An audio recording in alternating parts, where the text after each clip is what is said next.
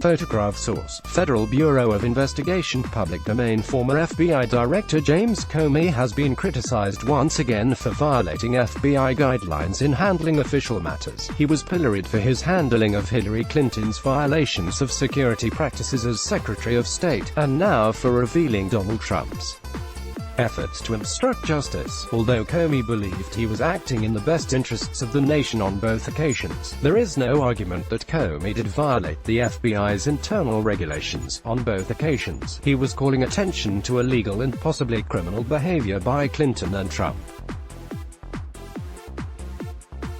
Former DOJ spokesman Matthew Miller noted that the charges against Comey would be similar to issuing a speeding ticket to a fire truck for rushing to a fire. As a former whistleblower, I can testify to the fact that it becomes necessary to go public with charges of malfeasance when there are no political institutions willing to take up the cudgel in the name of oversight.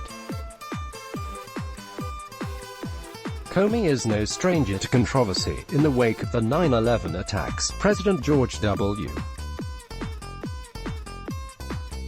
Bush signed a secret presidential finding to allow the National Security Agency to create a surveillance program that violated the constitutional rights of American citizens. NSA's actions exceeded the authorization from the White House, and it was Comey who challenged President Bush and NSA Director Michael Hayden to prevent reauthorization of the program without congressional approval. Comey told the president that the Department of Justice can't certify the legality of the program. Comey then threatened to resign and convince the president that he had been badly misled by your staff.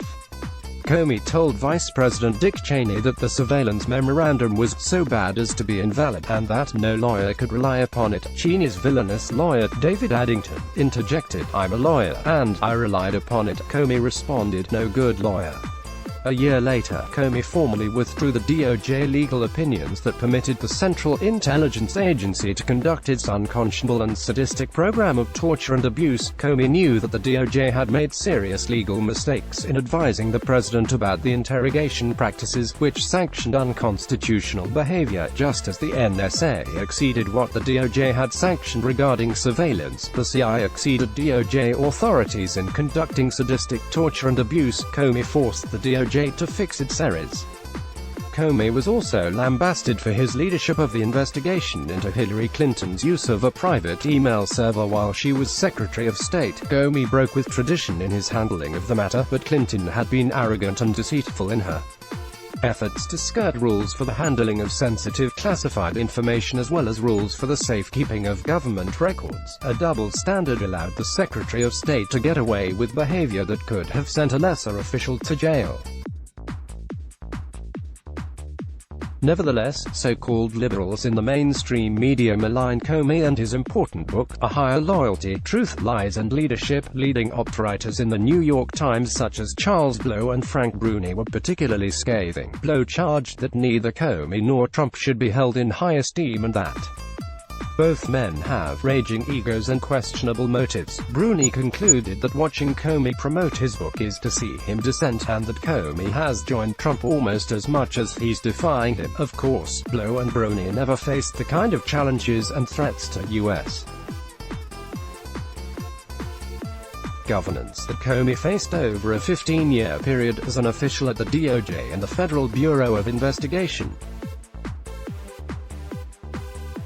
In my 42 years of federal service, I never encountered anyone more willing to challenge both presidents and cabinet officers than James Comey. He was a public servant in the best sense of that term, challenging the unconscionable decision-making of Presidents Bush and Trump and filling the void created by two inept attorneys general, Alberto Gonzales and Loretta Lynch. There is no better example of genuine ethical leadership than Comey's in his role as whistleblower.